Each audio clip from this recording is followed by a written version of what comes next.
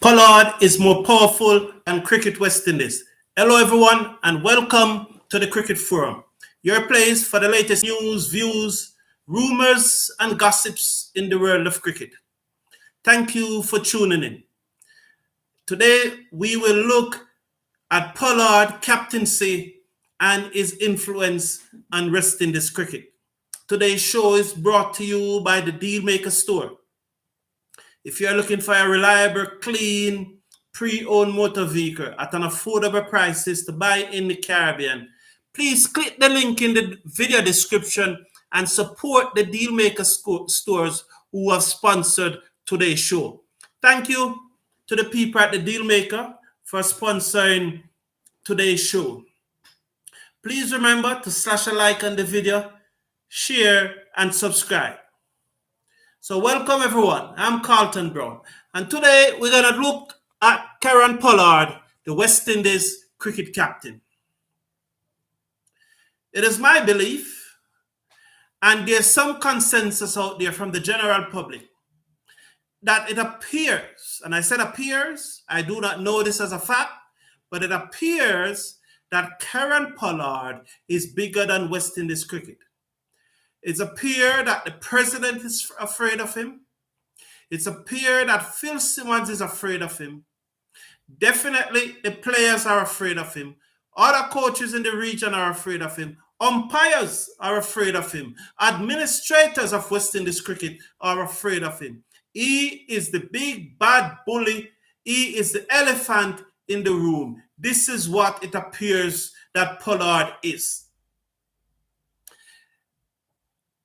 We observe that during the 3 ODI at Sabina Park against Ireland, Pollard, the way he spoke to the players, his approach, it was observed and it was overheard that Pollard spoke to the players in a dictatorial manner. He spoke to them in a way that we are confident that he cannot speak to his children or his wife that way. He spoke to these players as if they were his helpers.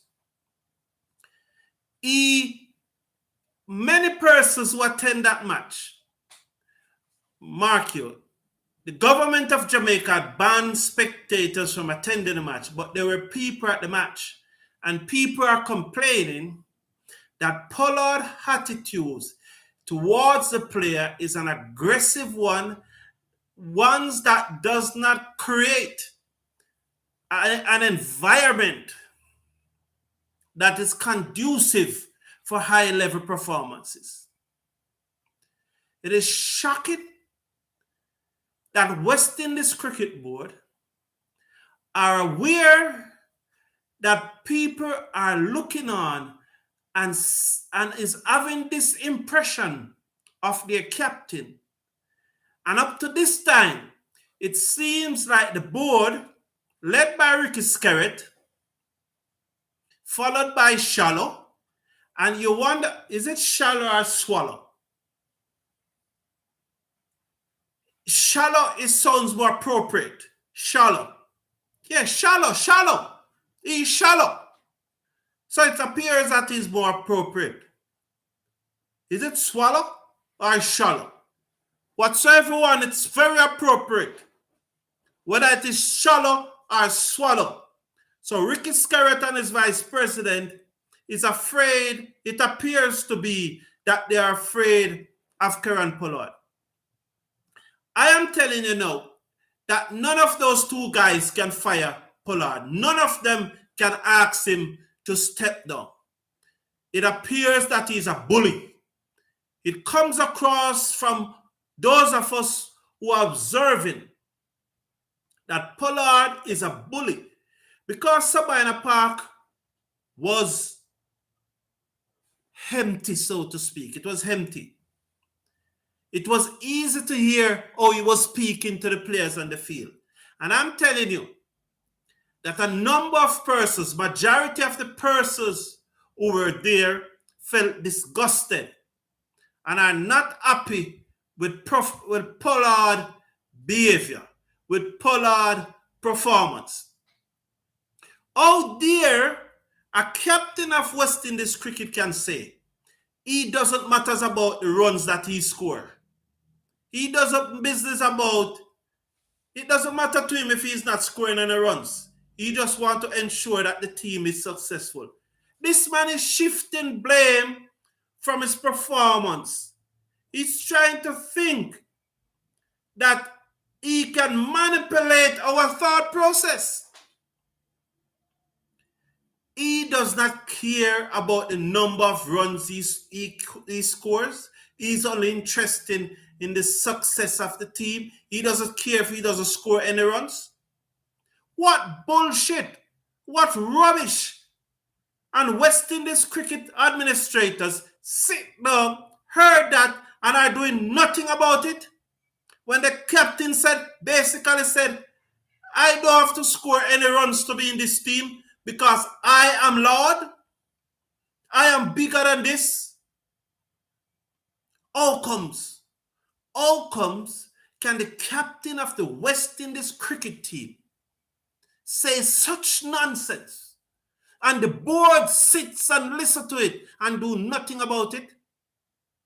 Basically saying that he does not have to perform, and we believe that's the reason why he bowled the other day, because he's not making any runs.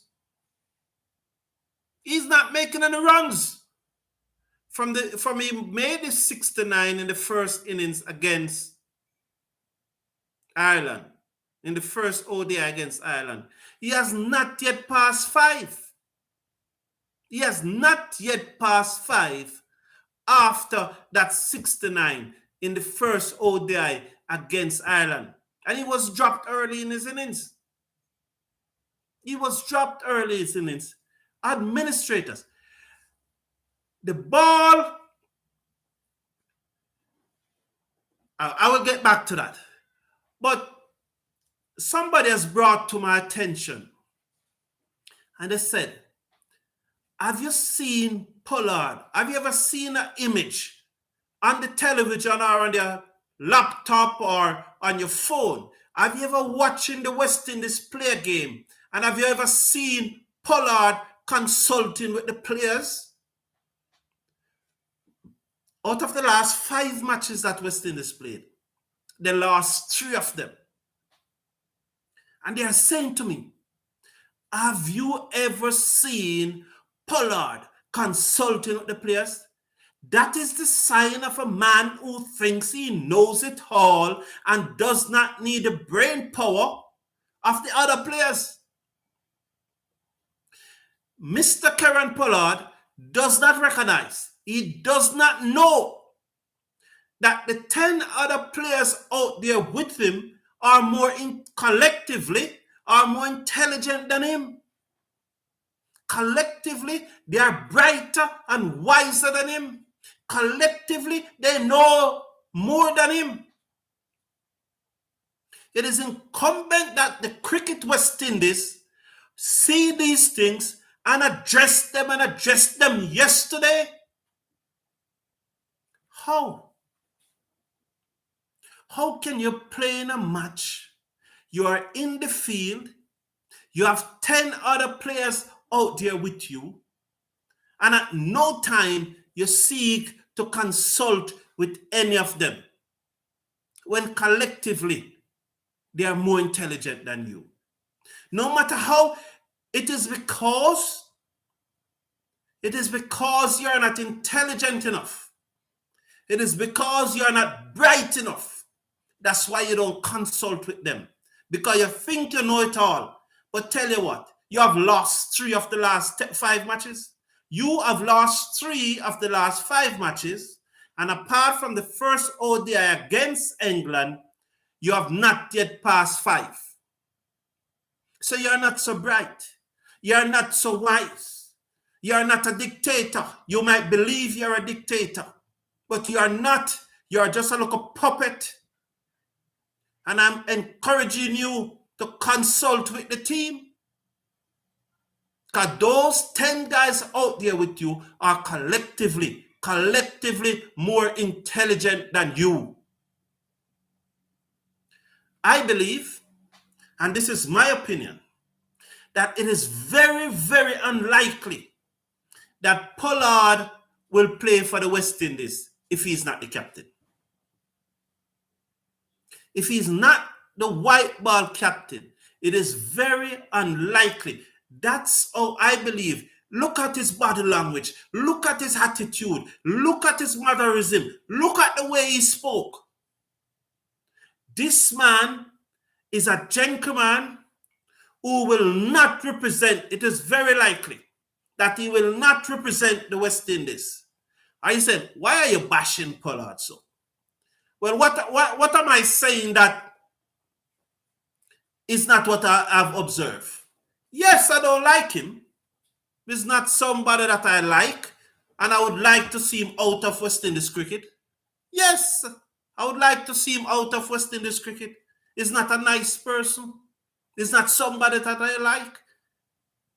But it's because of his attitude, and because he thinks he's a dictator, and because he doesn't speak to the other players in a respectful and dignified manner, and because he doesn't see these players as his equals, because he doesn't see these players can contribute intellectually and tactically, so he doesn't consult them on the field. And I'm almost certain, and that it is very likely, Pollard will not represent the West Indies unless he is the captain. In that, I said it before on this channel, that Pollard will struggle with the new rules in T20 cricket, where at the cutoff time, if you have not completed your overs, all other overs after the cutoff time, the one that you start and finish it after the cutoff time, once you start it before the cutoff time, it's okay to finish it after the cutoff time. But all other overs after that, you can only bowl with 4 fielders outside the 30-meter circle. And I said it here that this rule is going to challenge Pollard. In the beginning, I never knew it would have challenged him physically. I thought that it would have challenged his mental capacity, because Pollard can only think if things are going slowly. He can only think if things are going slowly.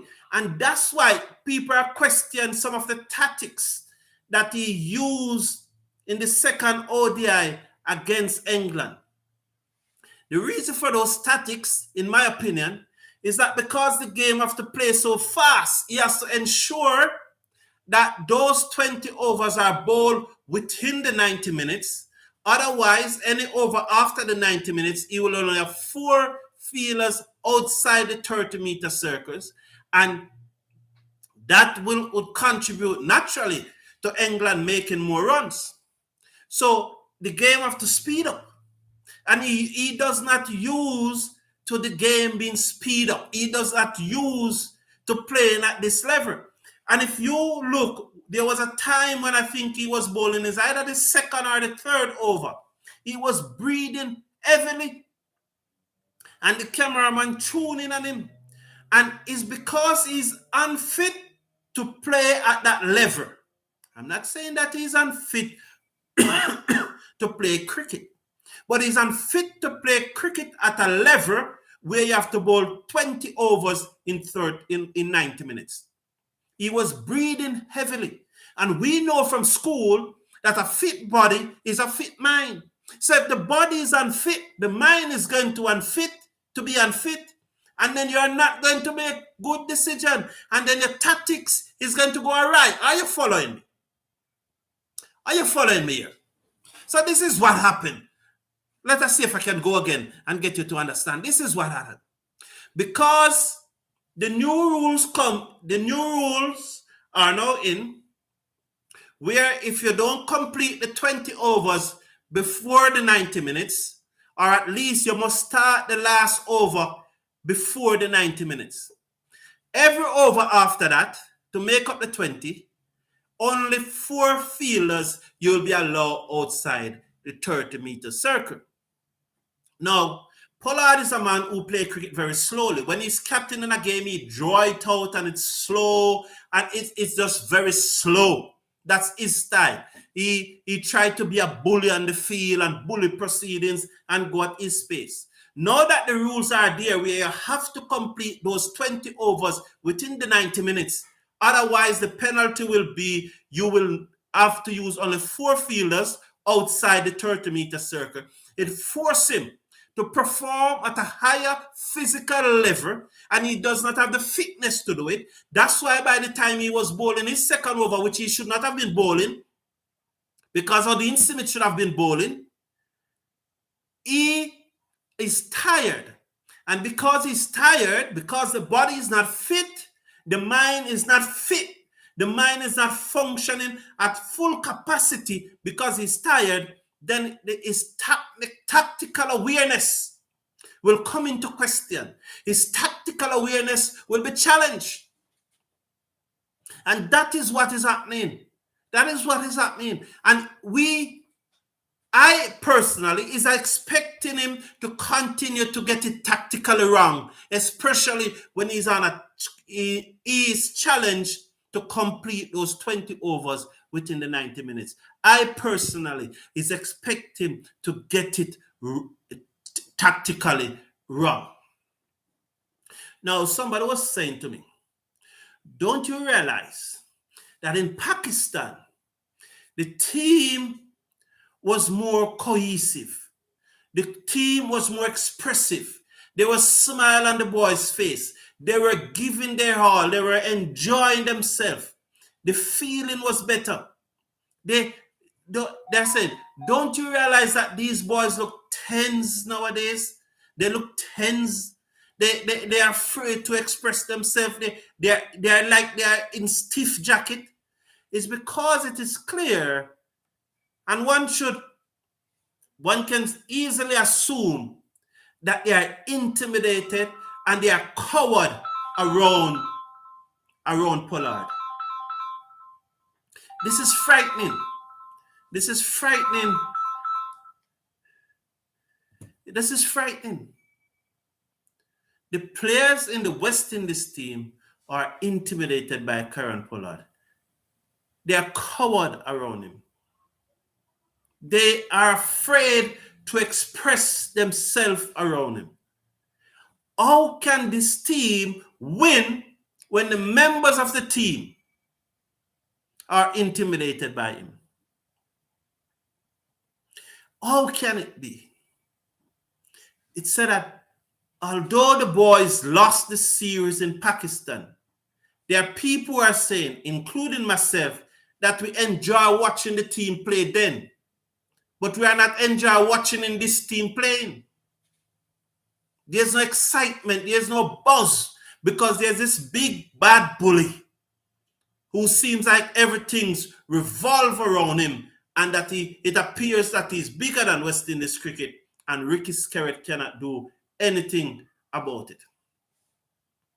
It appears to me that Pollard are isolating players for personal and vindictive reasons.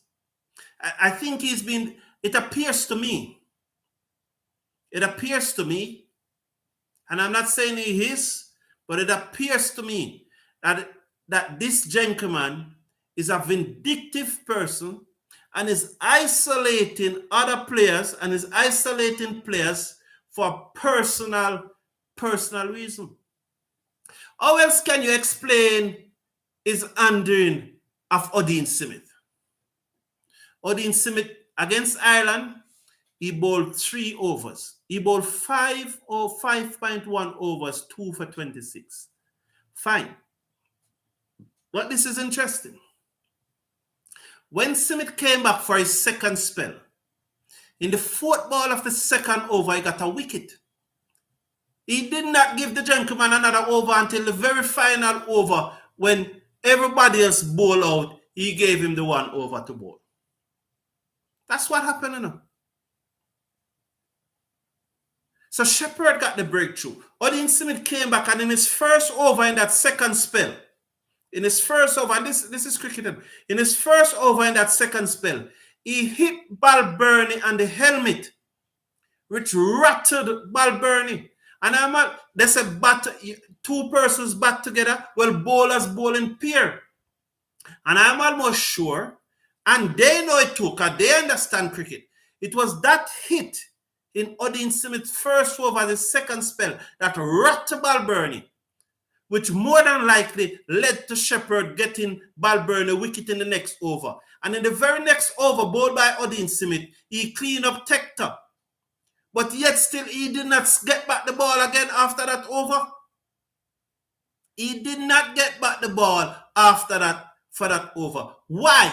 Pollard it can't be tactics, because he's bowling as a frontline bowler. He got the breakthrough. The two men who appears to be taking Highland to a comfortable victory. The bowling looked ordinary. He rotates all the ball and did not bowl the youngster apart from the three first overs. All the bowlers rotate more than once, more than twice, before like a last straw, a straw of the last straw. He said to him, he gave Odin the ball. Odin hit Balburney, rattled him.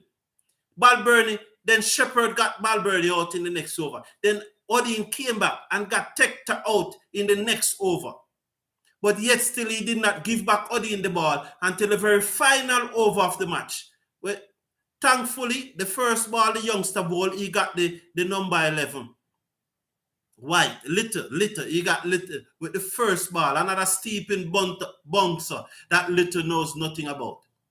The first ball he bowled in that sixth over, he got the final over of the match, which was the sixth over, he got Little and ended up with 2 for 26 points from 5.1. So how do you explain that? In his fourth over, he rattled Balburney. And remember in his first spell, when Matt Bryan and Balburney was there giving trouble, he hit Balburney in the head, and Balburney have to leave the field because of concussion, and that broke that second wicket partnership, technically. And then when Tector and Balburney seemed to want to carry the team to victory, he hit Balburney again in the head and rattled him. So Matt Bryan get hit, Balburney get hit, and then he out Tector, and you did not give back the man the ball. You rotate all of the bowlers them 2-3 times and did not give back the man the ball until the last over. How do you explain that? How do you explain that? In the second ODI, he bowled 2 overs for 8 runs. You ask him to bowl short, and you know that bowling short is not his strength. His strength is to pitch up the ball. Because when he bowls those bouncer, he's not necessarily short. It's back of the length ball that skid on and rise steeply, because he's a short man. He's not good at bowling bouncer. And you know that his strength is pitching up the ball. You ask him to bowl short. It was evident. It was evident. Everybody who's watching the cricket and have sense know that he was instructed to bowl short, and how the field was set, you know that he was instructed to bowl short. We watch cricket, we know cricket. It's not you alone know cricket. So we watch it, we know that he was instructed to bowl short. And despite being instructed to bowl short, he bowled 2 overs for 8 runs, not bowling to his strength. And West Indies lost the match, and one of your main bowler, your fastest bowler in the squad, did not bowl another over. How do you explain that? Tell us. In the third ODI, he was once again given the ball, asked to bowl short. 11 runs came off his first over, so you pull him out of the attack. Right? Understand. 11 runs. I know many captains would still not have pulled him out of the attack. They would have given him another over. And I know many captains would have never told him to bowl short, because they know that pitching up the ball is his strength. But although you told him to bowl short, you gave him 1 over, 11 runs came out of the over.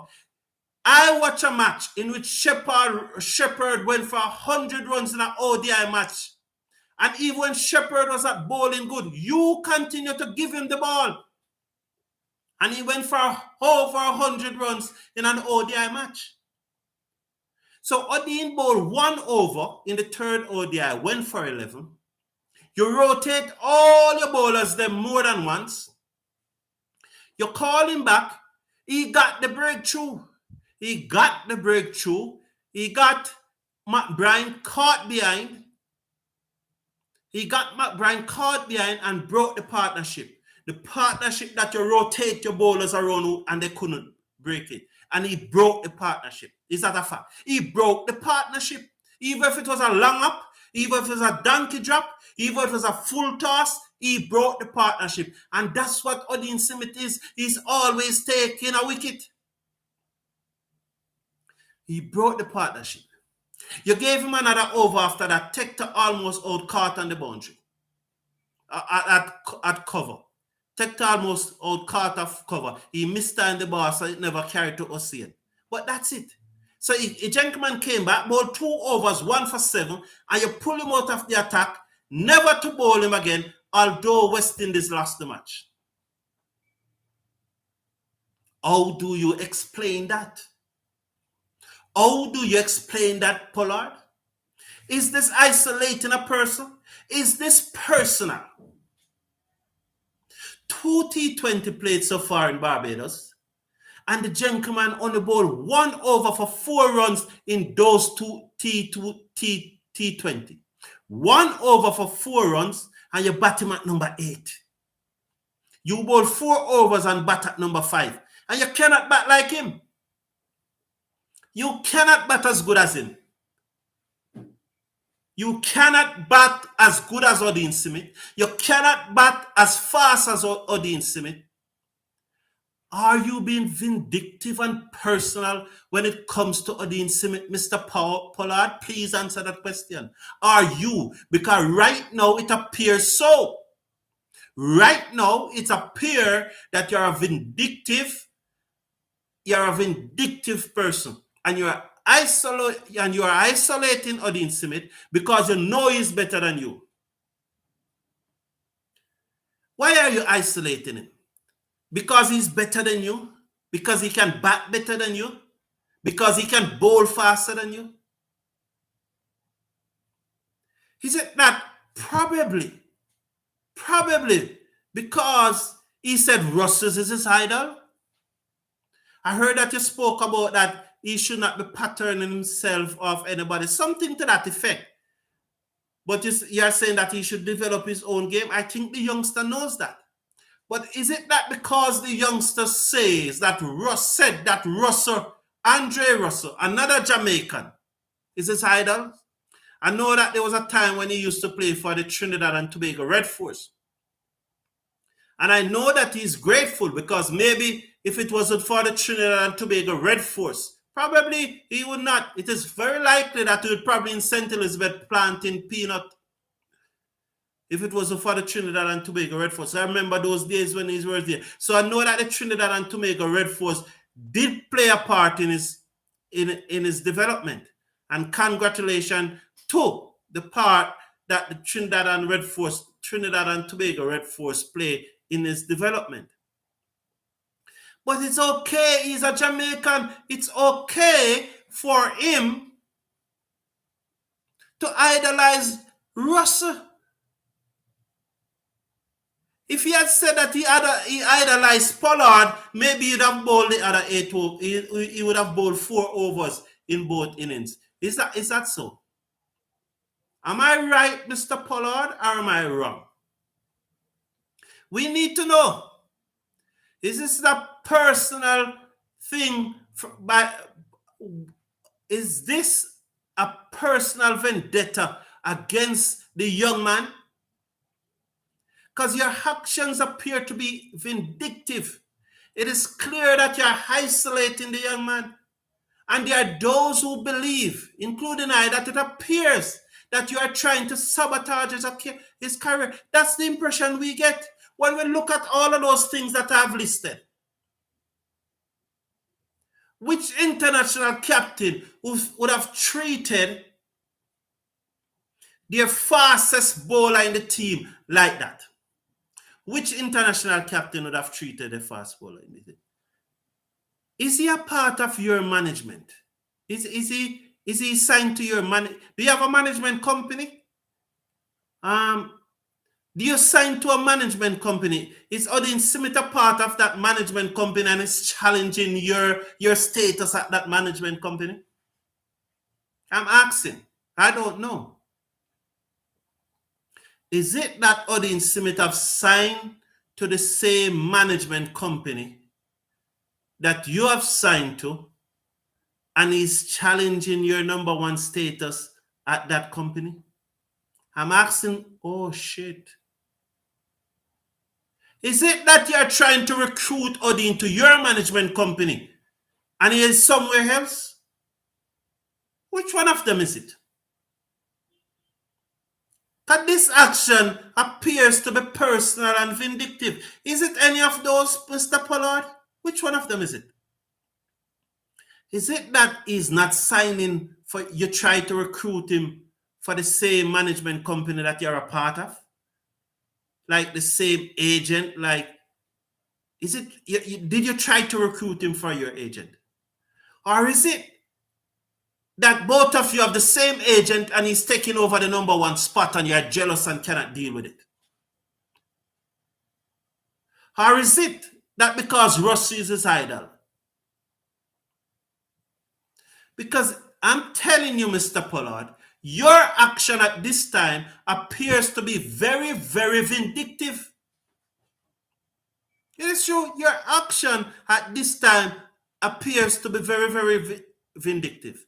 And for all the reasons that I list, the way you spoke to the players, the ways you don't consult the players, because I believe it is very likely that if you're not captain, you will not represent the West Indies.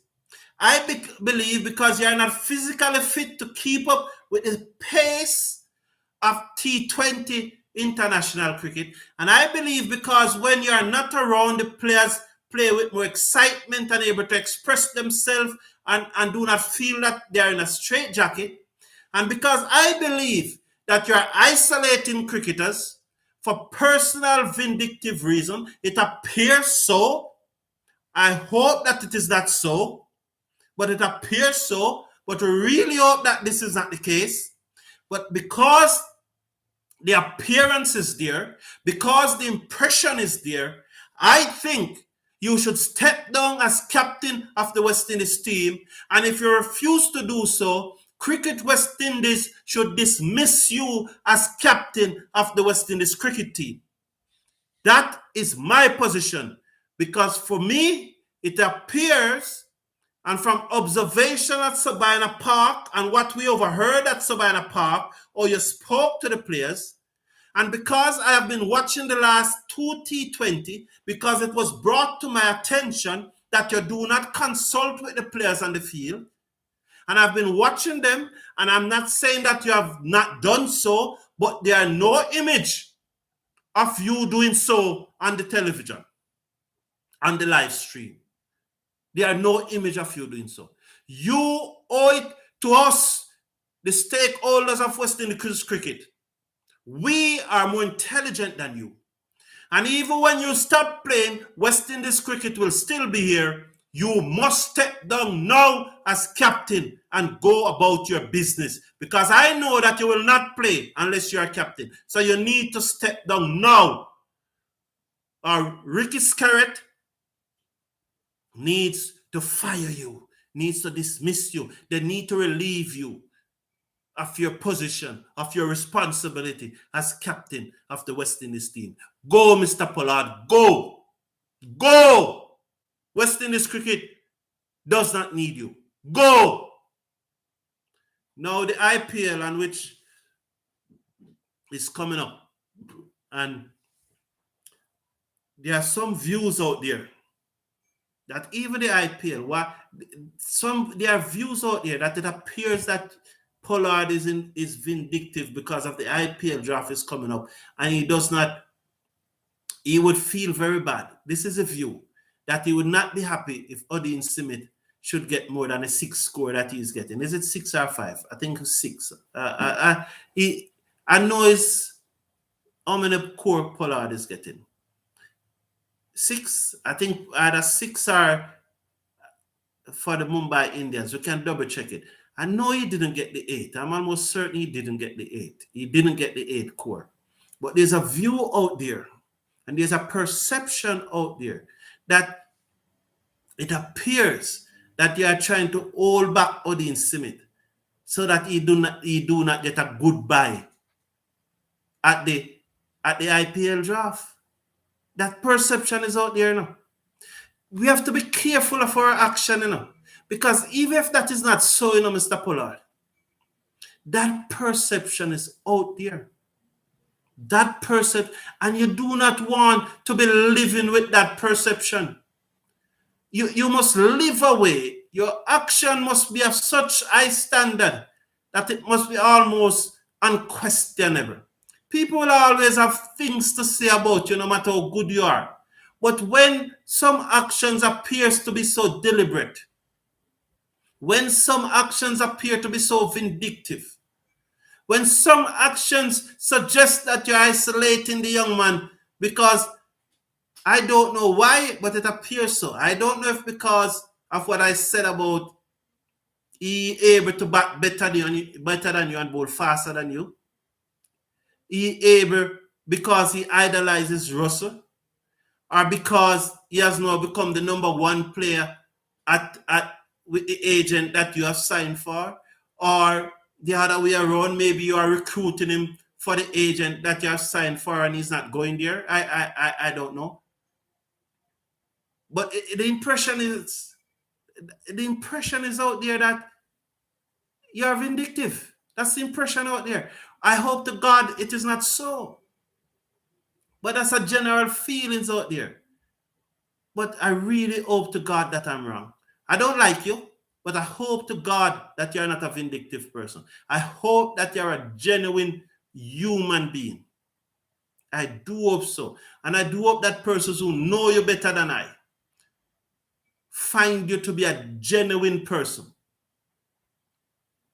But if the players are not comfortable around you, it's going to come out. So the IPL draft is scheduled for February 12 and 13 in Bangalore. The IPL is scheduled to get underway. The General Council of the BCCI met, I think, Sunday, either Saturday or Sunday, and the 10 franchises have agreed that the IPL will start in the last week of March. The tentative date is the 27th of March. So you can say the IPL will start on the 27th of March. It is tentatively set to start on the 27th of March and ends in the last week in May. They are bringing it forward 1 week because of the 10 teams and because there will be 74 matches. So it has been brought forward, as I have said in previous broadcasts. So it starts on the 27th of March. The two new franchises, Lucknow and Ahmedabad. Lucknow have officially stated what their color is, purple, and they have officially stated their name. Their name will be the Lucknow Super Giant.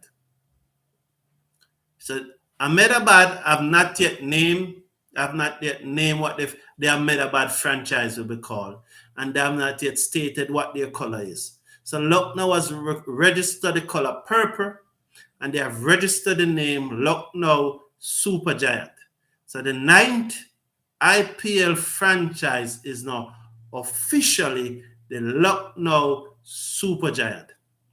Thank everyone for tuning in. Please remember to slash a like on the video, share and subscribe, and I'll see you in a bit.